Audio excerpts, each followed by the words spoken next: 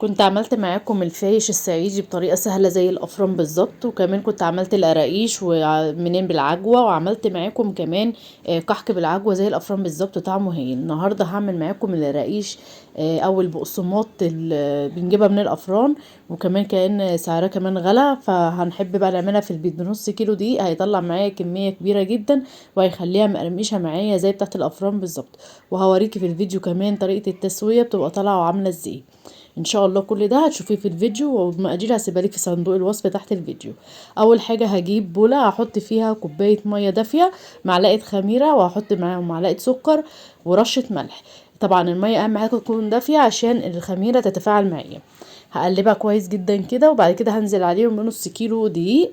وهحط عليهم معلقه صغيره خالص بيكنج باودر عشان يديني كده هشاشه وطراوه، وكمان قرمشه للبقسماط.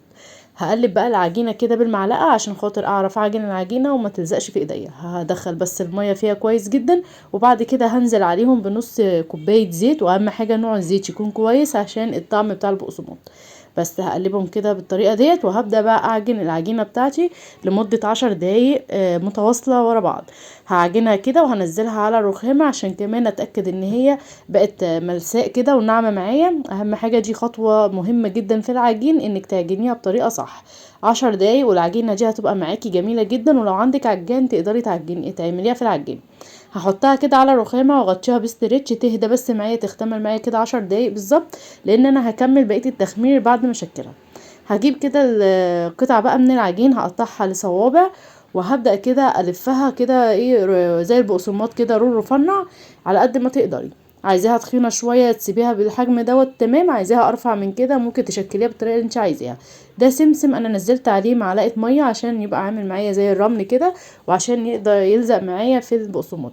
هشكل بقى كل الكميه كلها زي بعضيها وهحضرها في قلب الصاجات لغايه لما تكمل معايا. هوريكي عملت قد ايه. كده دي كمية طلعوا لي صاجين، وكمان اهي صينية كمان كده 3، وطبق كده فيه واحدتين. يعني عملت معايا كمية حلوة جدا. هسيبها تختمر معايا لمدة ربع ساعة نص ساعة حسب درجة حرارة الجو، وهدخلها فرن على درجة حرارة 180.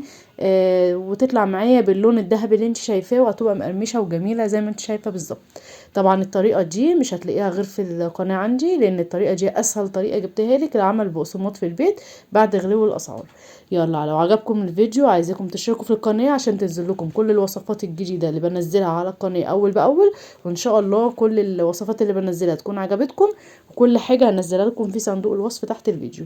لايك وشير لو عجبك الفيديو، اقول لكم باي باي ومع السلامة.